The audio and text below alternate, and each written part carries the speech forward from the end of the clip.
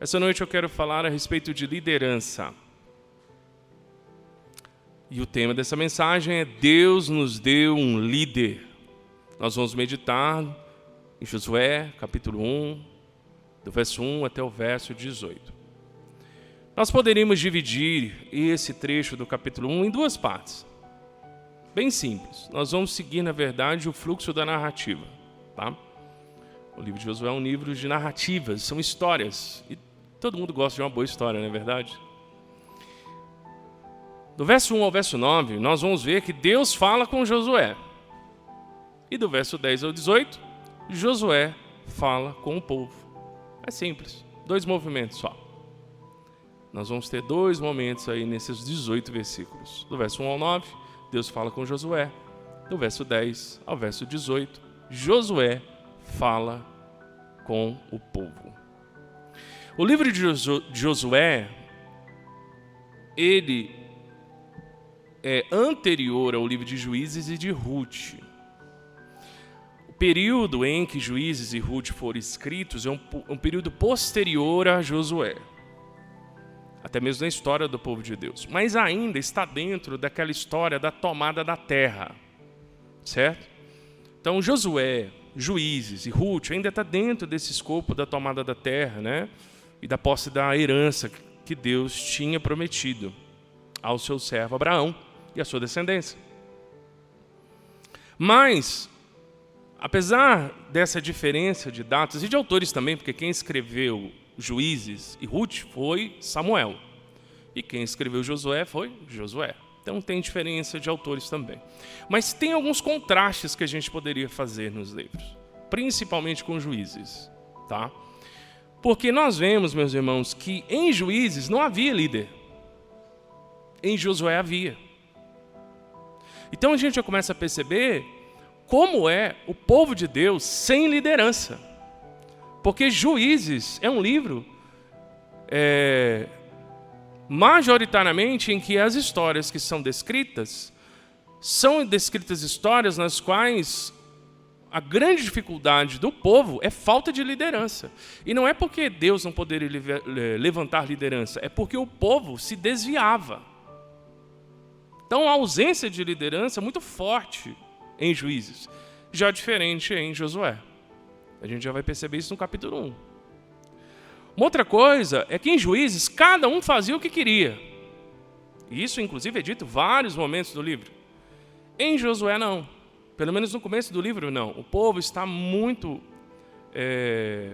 atento à questão da liderança de Josué. Então, havia uma liderança. O grande desafio é que Moisés tinha sido um grande profeta, um grande homem de Deus. E aí a tensão no começo de Josué e no finalzinho de Deuteronômio, porque os livros se encaixam, é justamente quem vai substituir esse homem de Deus. Porque Moisés morreu, quem vai ficar no lugar dele? E o livro de Josué nos mostra que Josué será esse homem. Então, no livro de Josué, apesar de uma série de coisas que são descritas, não há esse senso de falta de liderança como em Juízes. Então você vê esse contraste. Uma outra coisa é que o livro de Juízes, basicamente, é um livro que fala a respeito de desobediência, pecado, opressão, morte e clamor. Aí o Senhor vem, liberta o seu povo e logo, logo, pecado e tudo que advém disso, né? Agora, o livro de Josué, você vê muitas guerras nas quais o Senhor está conduzindo o seu povo. Inclusive, esse é um dos motivos pelos quais muitas críticas têm sido levantadas no decorrer dos séculos contra o livro de Josué, nos séculos recentes, porque as pessoas não conseguem aceitar um Deus que vai à frente do seu povo para exterminar povos. E isso é muito claro no livro de Josué. Deus vai na frente como um guerreiro poderoso e ele comanda a matança. Então, para os nossos padrões hoje de direitos humanos internacionais, como se tem, seria um genocídio, alguma coisa assim. Então, isso levanta muitas questões éticas, morais. Eu não vou entrar nisso hoje, tá bom? Mas no decorrer do livro, se você decidir lê-lo, acompanhá-lo, você vai ver que tem muita coisa desafiadora para a gente pensar. Mas Deus está conduzindo o seu povo para a tomada da terra. E Ele é Deus, supremo. Ele pode estabelecer o juízo dele como Ele decidir. Então isso é muito forte. A questão da soberania de Deus em Josué é muito forte. E nesse sentido, nós vemos que Deus provê um líder. Ele assegura as vitórias para o seu povo, quando o seu povo é fiel e corajoso, e ele entrega a terra ao seu povo. O livro de Josué traz isso de maneira bem clara.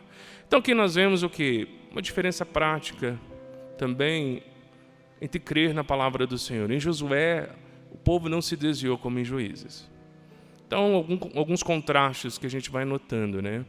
O povo seguiu Moisés com muita dificuldade, de Êxodo até Deuteronômio, e quando chega em Josué, o povo ainda permanece um tempo, mas vão haver tensões. E isso, de certa forma, fala ao nosso coração. Grande ideia desse trecho que nós vamos ver essa noite. O Senhor capacita seu povo para as batalhas e posse da promessa, provendo um líder adequado. O Senhor capacita seu povo para as batalhas que o povo enfrentaria para entrar na terra e vencer os inimigos. E também para que o povo pudesse tomar posse da promessa, que seria o quê? A terra. Deus tinha prometido para Abraão que aquela terra seria dada para a sua geração, para os seus herdeiros, seria a herança da sua geração. E agora Deus vai cumprir o que ele prometeu. Então Deus, ele capacita o seu povo tanto para as batalhas que ele enfrentaria, quanto para as situações em que ele tomaria posse da terra que Deus tinha prometido. E ele faz isso, meus irmãos, provendo um líder. Ele provê um líder para o povo. Então você veja que o povo de Deus não pode viver sem líder. E essa noite nós vamos ver quem é o líder que Deus proveu para a gente. E nesse sentido, seguindo o fluxo do texto, eu vou trabalhar dois momentos com vocês. O primeiro, que vai então do verso 1 ao verso 9, é essa verdade de que Deus deu um líder para seguir. Aqui, Deus fala com Josué. Vamos ver? Josué capítulo 1, verso 1 diz: Depois da morte de Moisés, servo do Senhor, este falou a Josué, filho de Num, auxiliar de Moisés: Meu servo Moisés está morto. Prepara-te agora, atravessa este Jordão, tu e todo este povo, para a terra que estou dando aos israelitas. Como disse a Moisés, eu já vos dei todo lugar que pisardes como sola do pé. A vossa terra irá desde o deserto até este Líbano, que fica ao norte, né? E desde o grande rio, o rio Eufrates, toda a terra dos heteus, até o grande mar onde o sol se põe. Ninguém poderá te resistir todos os dias da tua vida. Como estive com Moisés, assim estarei contigo. Não te deixarei, nem te desampararei. Esforça-te e sê corajoso, porque farás esse povo herdar a terra que jurei dar aos seus pais.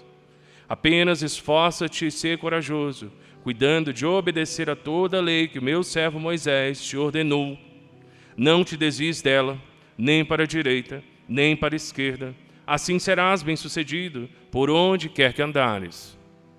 Não afastes da tua boca o livro desta lei.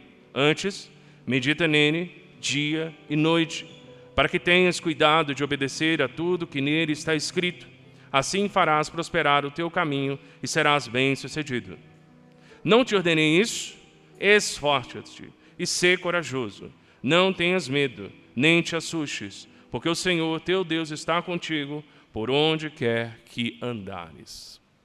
Esse é o texto. Nós vemos Deus comissionando Josué para levar a cabo, levar à frente essa liderança. O povo está parado do lado leste do Jordão, esperando a ordem de Deus para atravessar o rio e entrar na terra. Mas antes de fazer isso, o povo tem que agir como um exército. E um exército precisa de um líder.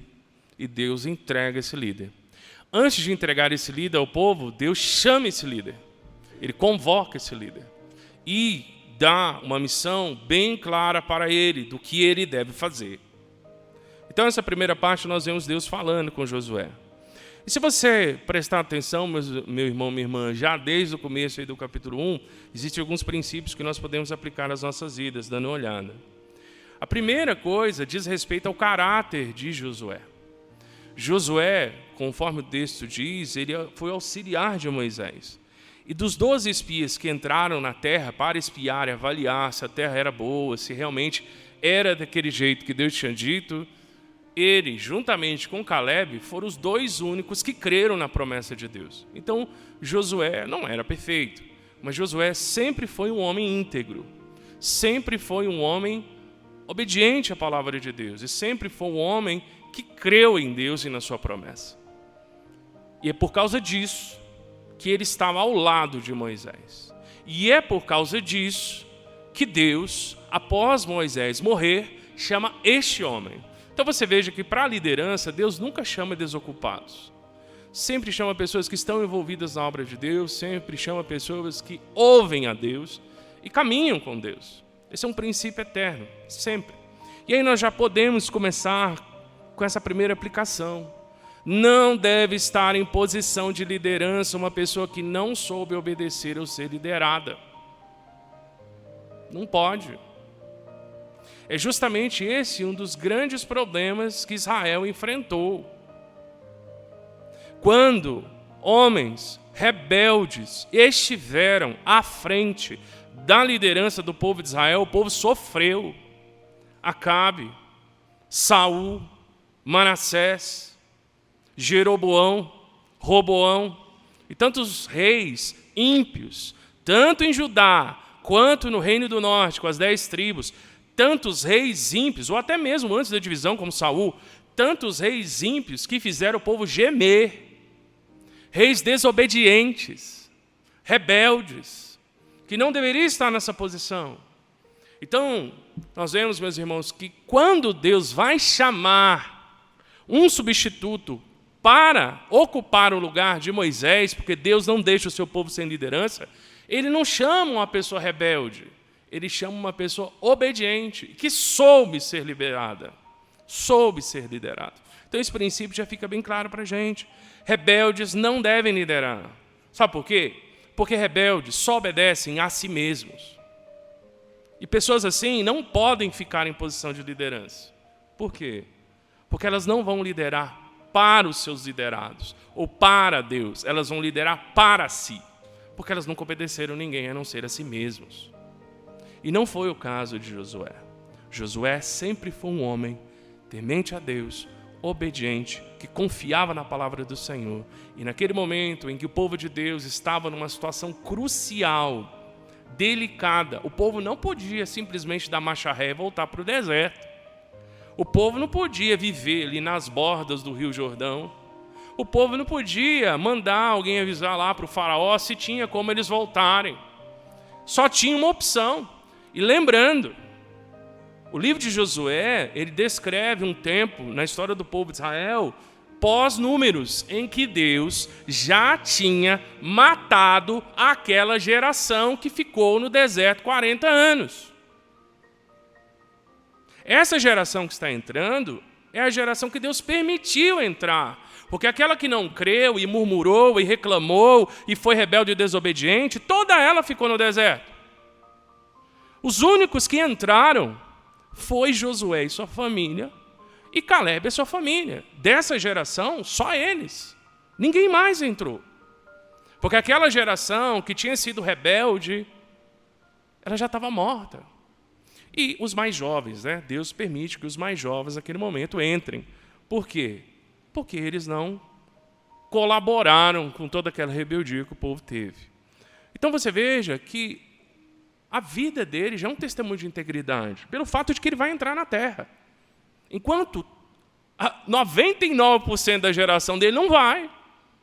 Ele vai. Ele, Caleb, seus familiares vão. A geração dele, não. Então ele era um homem obediente, ele era um homem que soube ser liderado por Deus e pelos líderes, que no caso é Moisés, que Deus levantou. Isso nos mostra, meus irmãos, essa verdade. Pessoas rebeldes não podem estar em posição de liderança no povo de Deus. E é por isso que o povo de Deus sofre, por causa de pessoas rebeldes para com Deus.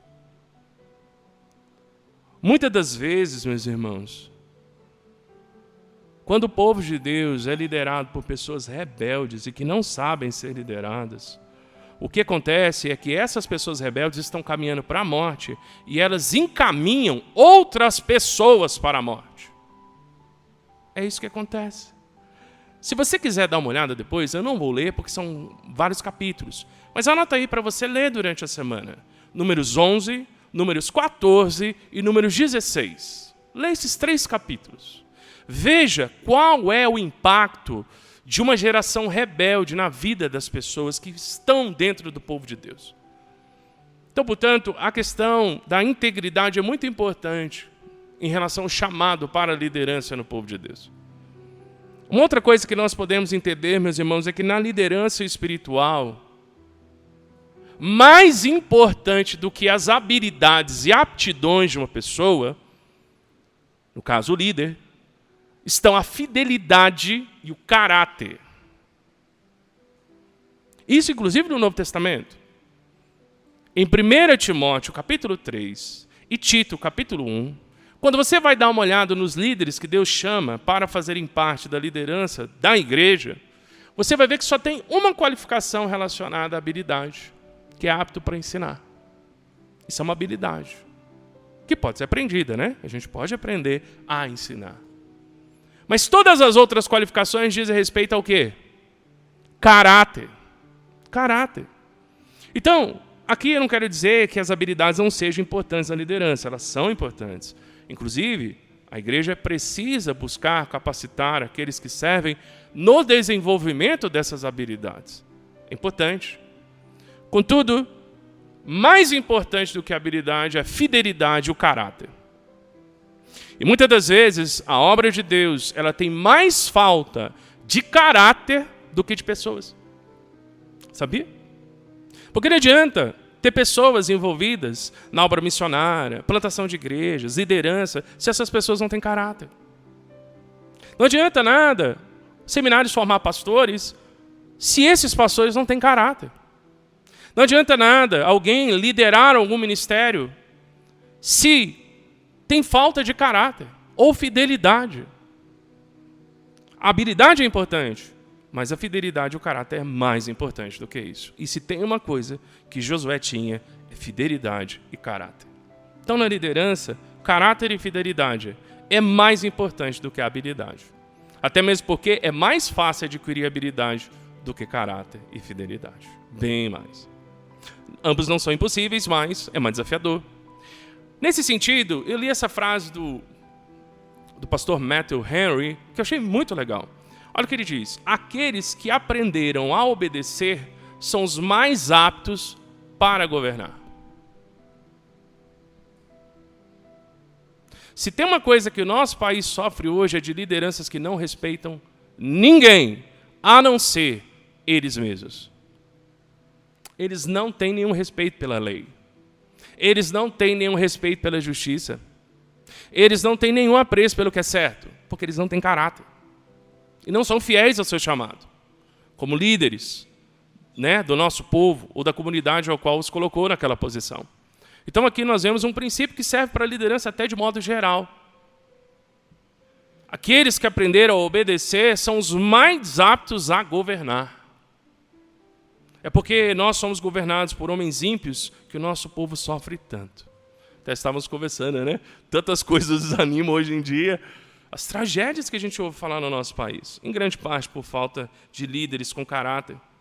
Uma outra coisa, meus irmãos, olhando para esses 9 versos, é que Josué ele soube esperar pacientemente ao lado de Moisés e sofrer a perda. Isso você pode conferir no verso 2, quando, né, fala a respeito de que Moisés estava morto. E no verso 1 fala que ele era o auxiliar de Moisés. Ou seja, para pensar tudo que Josué tinha sofrido ao lado de Moisés, por ser fiel. A Bíblia diz que Moisés era um homem extremamente paciente. Mas até mesmo esse homem extremamente paciente perdeu as estribeiras um dia. Porque não era fácil caminhar com aquele povo no deserto. Agora, será que foi só Moisés que sofreu essa pressão? Eu creio que não. Eu acho que Josué também. Inclusive, ele não questionou Deus por que ele não podia entrar. O que eu quero dizer? Ele e Caleb, Josué e Caleb, tinham sido fiéis. Eles foram espiar a terra, eles creram na promessa de Deus, voltaram, inclusive, animando o povo, né, a entrar. E aí, a gente já sabe a história, os outros espias jogaram um balde de água fria, não creram, tiveram muito medo, aquela questão toda. E aí Deus falou, olha, porque vocês são assim, vocês vão ficar 40 anos aí vagando e vão morrer, vocês não vão entrar. Os seus descendentes vão, vocês não vão. Nessa hora, Caleb e Josué, e mais especificamente nós estamos falando de Josué, Josué poderia dizer, mas, oh Deus, assim, desculpa, não quero faltar com respeito. Né? Longe de mim ser blasfemo. Mas o que eu tenho a ver com isso? Deixa eu entrar na terra com a minha família.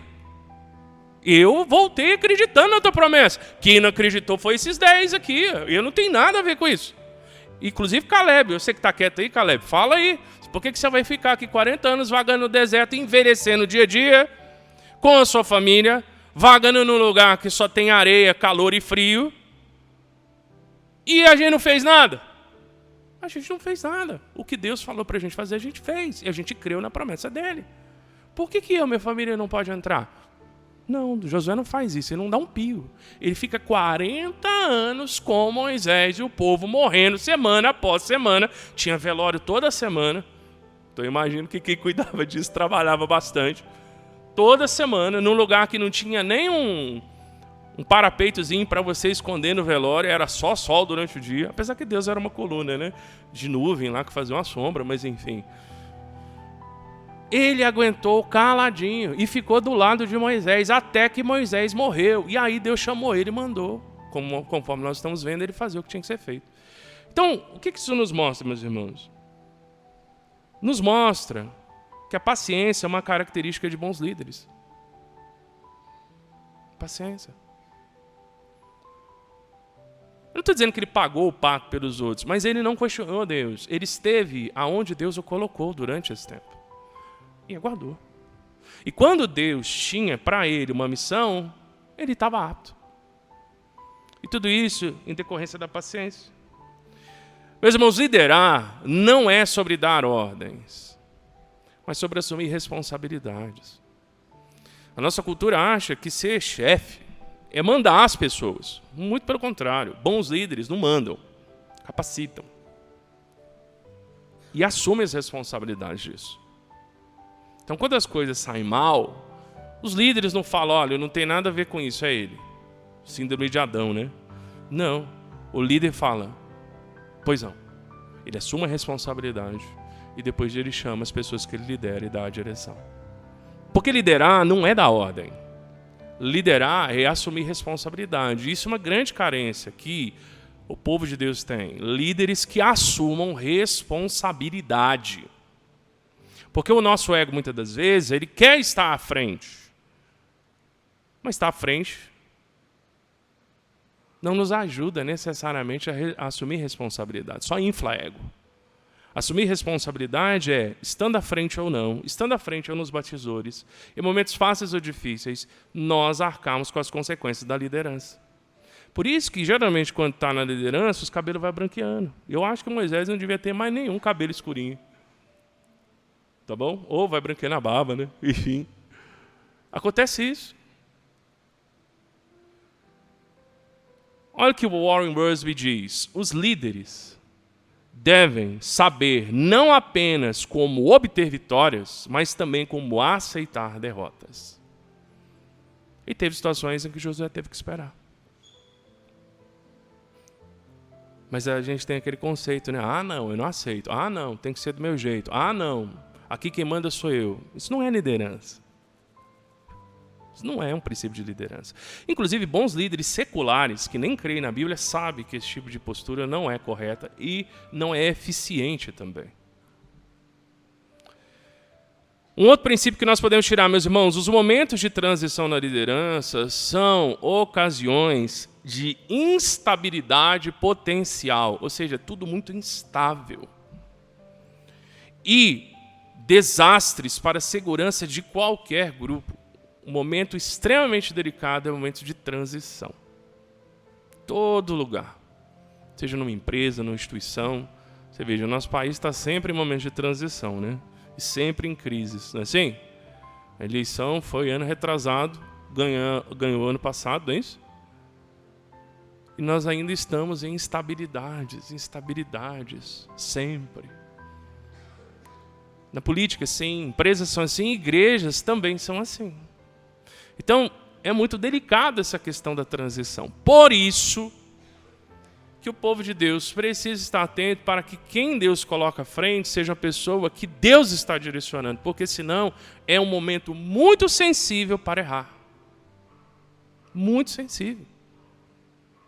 Uma pessoa errada no momento de transição coloca muita coisa a perder. Muita. Por isso, Deus chamou quem? Josué. Ele era a pessoa correta. Como diz a expressão popular, cabia como numa luva. Não é assim? Certinho. A igreja tem que estar sempre atenta, o povo de Deus tem que estar atento a isso. E uma das características dele é a coragem, que nós vamos ver. A coragem é uma marca indelével da liderança.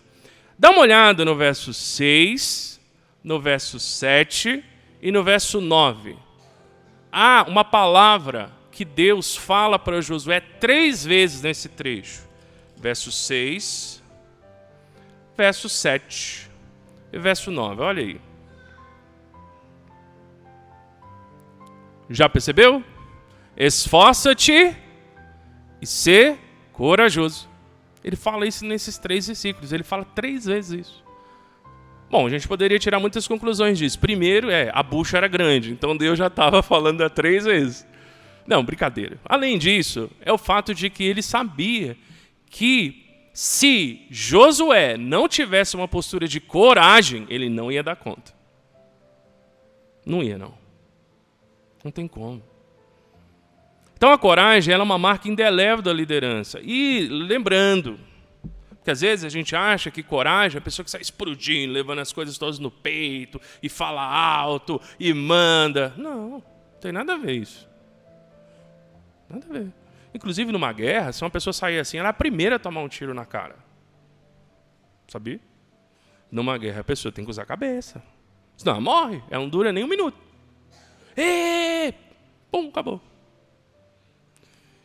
E há muitos filmes de guerra que relatam, eu gosto assim desses filmes históricos, relatam que oficiais eles vestiam fardas de soldado para que os atiradores de elite não pudessem identificá-los, porque tinha um monte de atirador de elite escondidinho, só vendo onde que estava o major, o coronel, o general, né? Aí chega lá ele com a farda toda pompuda lá aparecendo, é um no meio da testa. Então ele tem que usar a cabeça. Então, coragem, meus irmãos, não é ausência de medo. Porque o medo é humano. A pessoa, para ela ter ausência de medo, ela está fora de si. Ou ela não tem noção das coisas que ela está fazendo.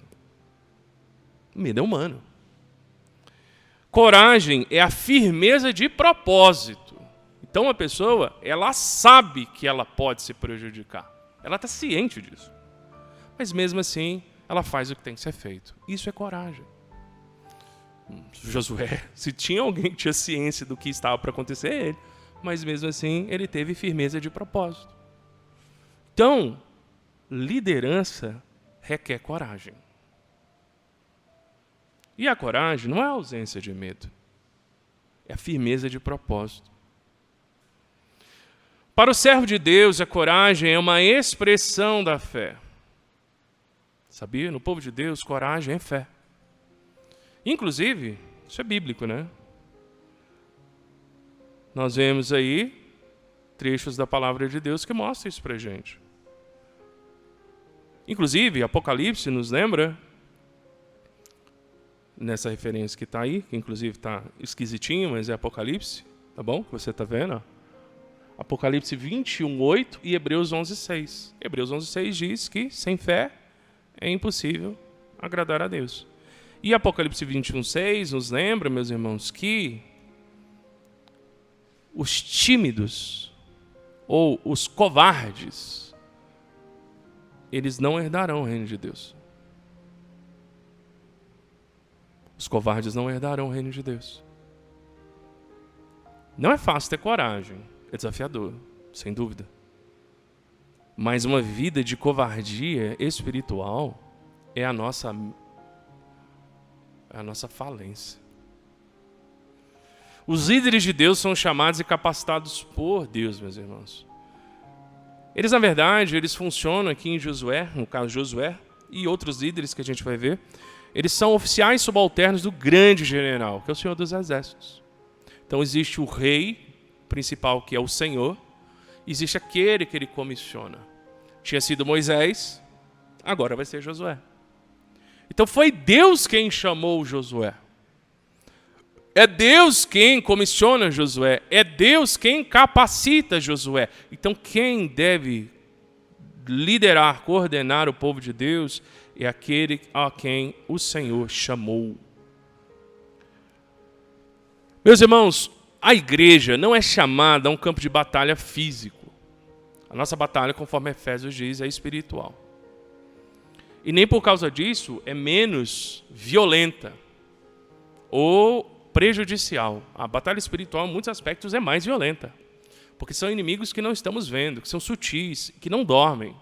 Inimigos físicos dormem, sentem medo, sangram, morrem. Inimigos espirituais, não. Eles não fazem nenhuma dessas coisas. E se tem uma coisa que eles não têm, é medo da gente. Eles têm medo de Jesus, não da gente. Da gente eles têm ódio. Então, a batalha espiritual é uma batalha muito, muito tremenda. Em que você sente todos os dias.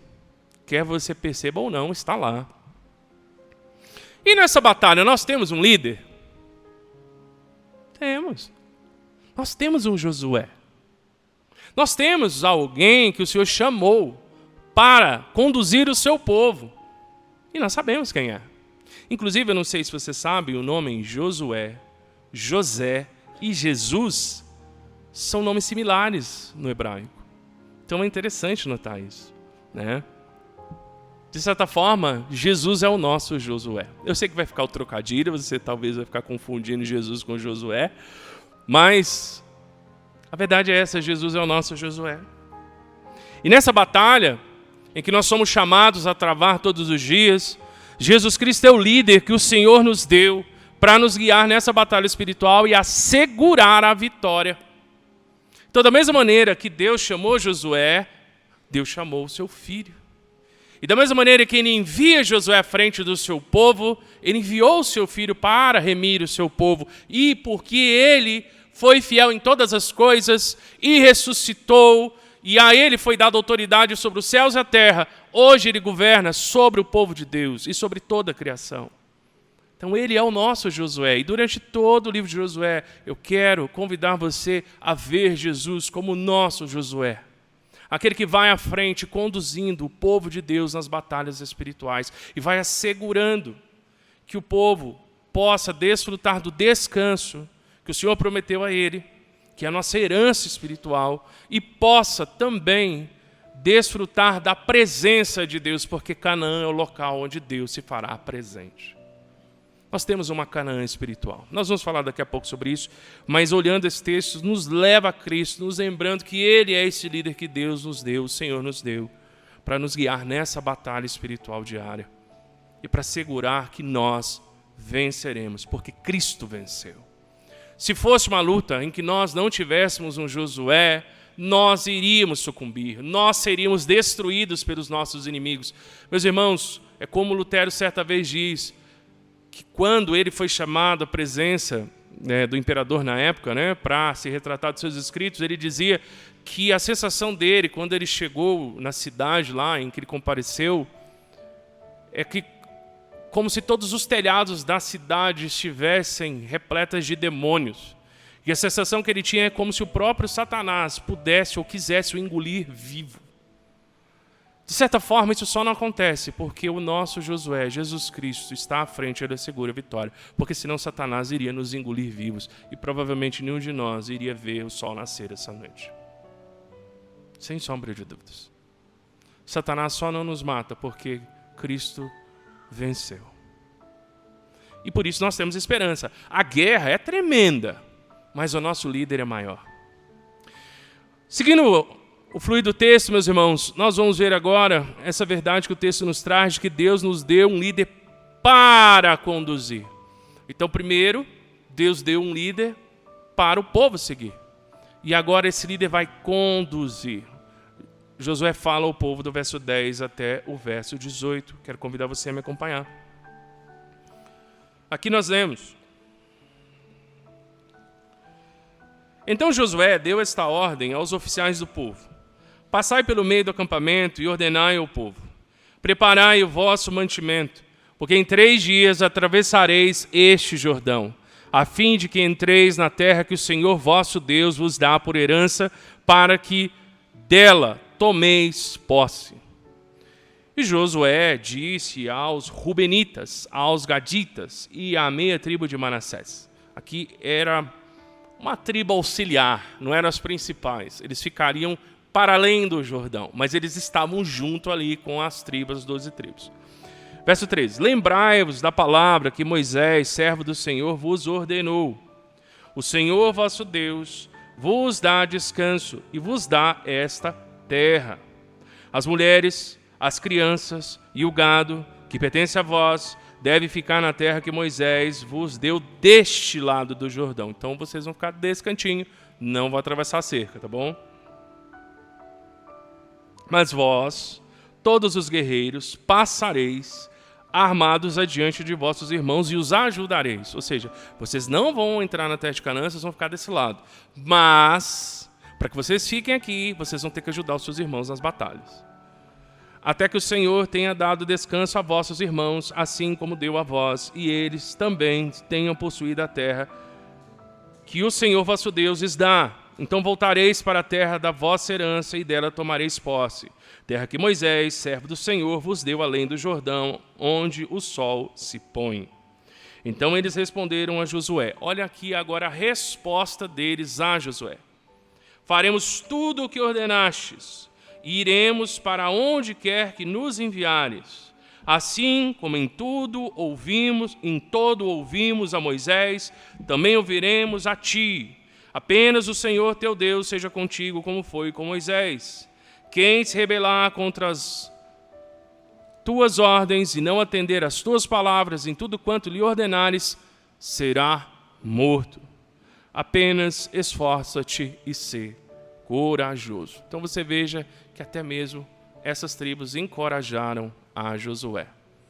Então aqui, meus irmãos, nós vemos Josué liderando e o povo dizendo amém. Simples. Josué liderou e o povo disse amém. O povo disse ok, conte com a gente. Tem um detalhe interessante aqui. No verso 11, diz, ele falou para os oficiais do povo, ele não falou com o povo, ele falou para os oficiais falarem com o povo. Passai pelo meio do acampamento e ordenai ao povo: preparai o vosso mantimento, porque em 3 dias atravessareis esse Jordão, a fim de que entreis na terra que o Senhor vosso Deus vos dá por herança, para que dela tomeis posse. É interessante notar, alguns comentaristas colocam, que o mesmo número de dias que é dado para essa geração tinha sido dado para a geração anterior, quando eles iriam seguir Moisés. Só que aqui tem uma postura diferente. A geração anterior, na sequência dos 3 dias, só deu dor de cabeça. Essa decide seguir. Então, pode ser um sinal de que essa geração está mais bem preparada para ser conduzida. Porque aqueles elementos que causavam complicação no meio do povo já não estão mais presentes. Tudo bem que o povo não é perfeito. Depois, na sequência, as coisas não vão ser o paraíso na terra. Vai ter muita coisa errada. Mas é interessante notar a disposição de coração. Se você compara depois com esse período em que Moisés foi liderar o povo, você vê que essa geração parece estar mais apta a ser liderada, mais apta a seguir. E isso vai assegurar muitas respostas de Deus na vida deles. Aqui nós vemos então Josué dando ordem para que o povo se prepare para atravessar o Jordão e comece a jornada. Ele dá a ordem, o povo vai se preparar. Ele, inclusive, fala com outras tribos que participarão e elas estão à disposição. Aqui nós vemos que Deus deu um líder para conduzir. Ele está fazendo isso. Ele está conduzindo. Deus capacitou um homem para fazer justamente isso, que ele está fazendo.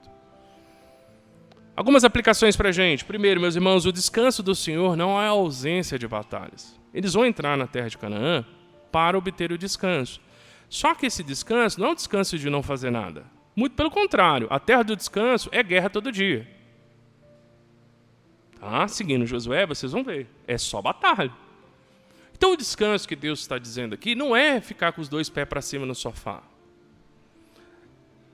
É um descanso, um repouso do cansaço da jornada. Porque o descanso de Deus é um descanso que mesmo no meio das lutas, o seu coração descansa no Senhor. E é esse descanso que Deus está dando para o seu povo. Ele vai dar a terra para que o povo descanse da sua jornada. Mas antes disso, vão ter muitas batalhas.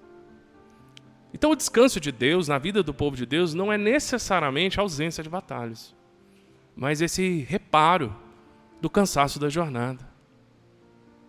E para corações que estão cansados, mas que ainda terão de enfrentar muitas batalhas, saber que o descanso do Senhor age assim, traz esperança, porque não tem como eu dizer para você que as batalhas vão cessar hoje. Mas eu tenho como dizer para você, pela palavra de Deus, que mesmo no meio dessas batalhas, o Senhor pode dar descanso para o seu coração, como Ele pode dar para o meu, como Ele deu para o povo. Canaã, meus irmãos, é o local onde o povo desfrutaria o descanso, a provisão e a presença de Deus. Aqui nós vemos, meus irmãos, que para poder ter acesso a todas essas coisas era necessária a confiança em Deus, em sua promessa. A confiança e obediência ao Senhor era a chave para habitar em Canaã. Tanto que depois que o povo se torna rebelde, geração após geração, o que Deus faz? Tira eles da terra. Então a chave para poder desfrutar do descanso, da provisão e da presença de Deus é a confiança e a obediência. Essa era a chave para o povo. E essa é a chave para nós também. Para que nós possamos desfrutar da provisão do Senhor, do descanso espiritual do Senhor e da presença de Deus, nós temos que ter uma postura de fé e de obediência. Senão a gente não vai desfrutar disso. Você pode até ser salvo, mas você não vai desfrutar dos tesouros do Evangelho em Jesus Cristo, da paz que excede todo entendimento, do contentamento em toda e qualquer circunstância, da força que provém de Jesus Cristo e opera em nós. É preciso fé e obediência. Senão você não vai desfrutar disso. E nem eu. Nós vemos, meus irmãos, que Canaã, ela se realiza para nós, hoje, o povo de Deus, a partir da nova aliança, na herança que nós temos acesso por meio de Jesus Cristo. Se você quiser dar uma olhadinha, lá em 1 Pedro, capítulo 1, no verso 4, fala a respeito de uma herança que nós temos. E aqui a século 21 coloca que essa herança que nós temos em Cristo é uma herança que não perece, não se contamina, nem se altera, e que ela está reservada para nós nos céus. A nossa Canaã é celestial. O nosso Josué é Jesus Cristo. E a nossa herança está lá. E nós já podemos desfrutar de parte dela na nossa vida hoje. Então não faz sentido viver uma vida espiritual miserável sendo tão rico espiritualmente. Não faz sentido. Entendeu? Pode ser que eu e você sejamos humildes, humanamente dizendo. Temos lá, graças a Deus, não nos falta o pão de cada dia, mas temos uma vida humilde. Agora, crente não é humilde espiritualmente, no sentido de não ter herança. Isso não existe na Bíblia. Todo crente, todo filho de Deus é riquíssimo espiritualmente. Não pelos nossos méritos, mas pelos méritos de Cristo. Nós somos as pessoas mais ricas espiritualmente de todo o mundo. Sabia? E 1 Pedro, capítulo 1, verso 4, diz que nós temos uma herança que não se desgasta, não se contamina. E o próprio Senhor Jesus Cristo diz que o ladrão não rouba, não mina, a traça não rói, a ferrugem, enfim. Essa é a nossa herança.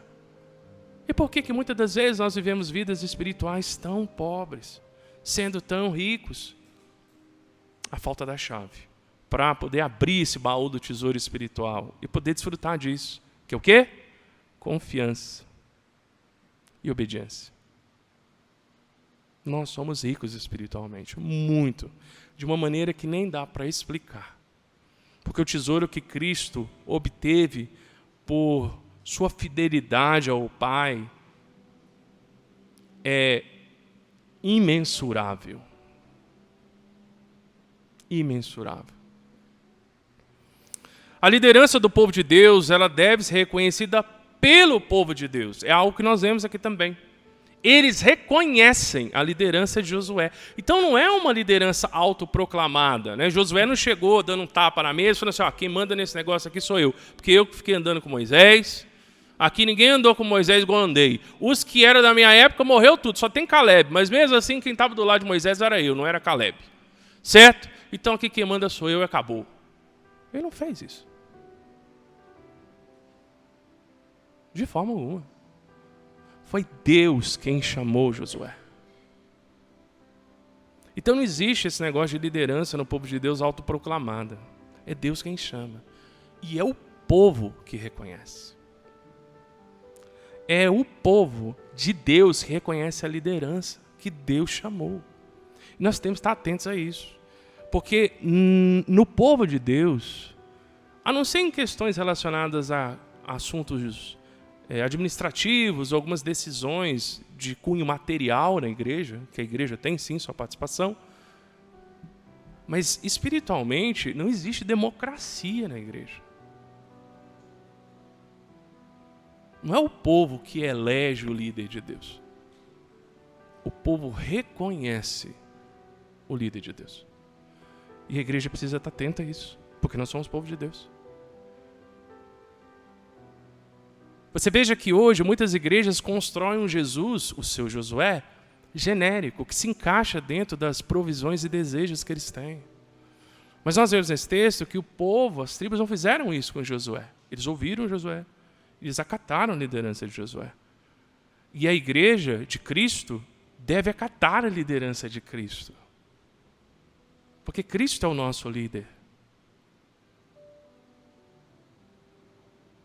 A igreja precisa ter líderes que Deus chama, aos quais Cristo chama. E é interessante uma coisa aqui também, só um parênteses, que no verso 10 nós vemos o princípio da pluralidade de líderes. Porque Josué era o líder que Deus chamou, mas não era o único líder. Ele era um líder que coordenava líderes. Olha o que diz aí o verso 10. Oficiais do povo, ou seja, existiam outros líderes que Josué coordenava. Inclusive, isso aconteceu já na época de Moisés, quando Jetro conversa com ele e fala, olha, escolha entre homens que liderem entre grupos. Então, a liderança plural dentro do povo de Deus é um padrão que tem, inclusive, no Antigo Testamento, não é só no Novo. E por isso que o povo de Deus ele não pode ter um líder só. Ele precisa ter uma pluralidade. É necessário. Nós vemos isso aqui, inclusive, no Antigo Testamento. Meus irmãos, os critérios para avaliação desse acolhimento que o povo de Deus vai ter com a liderança são conhecimento e obediência da palavra de Deus. Se tinha uma coisa que Josué tinha, era isso. Ele conhecia a lei do Senhor, conhecia as promessas do Senhor, ele conhecia a palavra de Deus. E a mesma coisa hoje, pensando nos líderes da igreja, não, obviamente, ofuscando a liderança principal que é Jesus Cristo, porque ele é o nosso Josué, não sou eu como pastor e nenhum outro pastor, nós somos só oficiais do povo, vamos colocar assim. Mas na Nova Aliança é a mesma coisa, porque nessas referências que vocês têm aí, meus irmãos, existem critérios muito objetivos para que possam ser reconhecidos os homens aos quais Deus tem capacitado para a liderança do povo de Deus. Então não é uma pessoa que simplesmente deu um estalo na cabeça e fala assim, vou abrir uma igreja e vou ser pastor, como acontece tanto no Brasil. Isso não pode acontecer. A igreja ela precisa reconhecer líderes, capacitar esses líderes, para que eles exerçam o chamado que Deus deu a eles. Porque essa é a vontade de Deus. Essa foi a vontade de Deus para Josué. Essa era a vontade de Deus para aqueles oficiais. Então tem que ter critério. Uma outra questão que esse texto nos faz pensar, meus irmãos, é que na guerra que o povo enfrentaria, a unidade do povo, das tribos, e o seu apoio à liderança escolhida por Deus são indispensáveis. Você já imaginou se começasse, não, eu estou com Josué, não, eu não estou não. No meio de uma guerra? Se tem alguém que ia gostar bastante disso, iam ser os inimigos de Israel. Com certeza eles iriam vibrar com isso aí. Não, ótimo, eles têm divisão, fica mais fácil, né? Primeiro a gente pega o grupo A, e aí o que sobrar a gente pega o grupo B. Pronto. O grupo é menor, mais fácil de pegar, né? E é justamente isso que acontece no povo de Deus. Nós podemos aplicar isso para a gente hoje. Na nossa batalha espiritual, que o povo de Deus desfruta hoje na nova aliança, a unidade do povo com Cristo e em Cristo. E esse apoio à liderança de Cristo por meio dos líderes que Ele chama. Porque nós somos só auxiliadores de Cristo. Nós somos subpastores do sumo pastor. E aqueles aos quais Deus chama para a liderança da igreja são auxiliares de Cristo. Essa unidade e apoio é indispensável.